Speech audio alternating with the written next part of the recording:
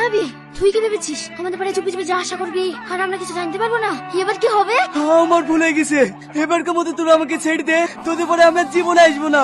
এখন এই কথা বললে তো হবে না। সেদিন একই কথা আমিও তোদেরকে বলেছিলাম, তোরা আমার কথা শুনেছিলি? ভালো করে মনে করে দেখ। কি হলো, মনে পড়লো? কার সাথে কথা বলছিস? মার ওকে। কান ধরে বস কর, বস কর। আমাদের কান ধরে বস করে নো, দেখ কেমন লাগে। দাদা, আজকে সভাপতি থেকে কি সব বলছি। টিনা, এসব কি শুনছি? ইয়াসিন নাকি তোমাদের বাড়ি গিয়েছিল, ওকে নাকি তোমরা অপমান করেছো? হ্যাঁ স্যার, করেছি। আমাদেরকে লাইলে আমরা ওকে ছেড়ে দেবো না। মানে?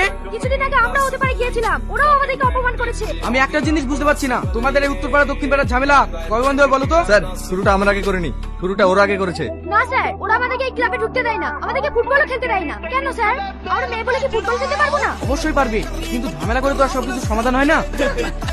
মেয়েরা খেলবে ফুটবল, যা যা বাড়ি গিয়ে রুটি বানাগা। স্যার, আমরা খেলবো ওদের সঙ্গে ফুটবল ম্যাচ। যদি আমরা হেরে যাই তাহলে আমরা কোনোদিন এই ক্লাবে পা রাখবো না। আর যদি ওরা হেরে যায় তাহলে কিন্তু ওদেরকে কোনোদিন এই ক্লাবে পা রাখতে দেবো না। এসব কি বলছো? তোরা খেলবে আমাদের সাথে ম্যাচ। হ্যাঁ, কেন ভয় পাচ্ছি? তোদের শর্ট টাইমে রাজি, কিন্তু টোটাল 3টে ম্যাচ হবে। ঠিক আছে, তাই হবে। তাহলে স্যার কালকে ম্যাচের ব্যবস্থা করুন। ঠিক আছে।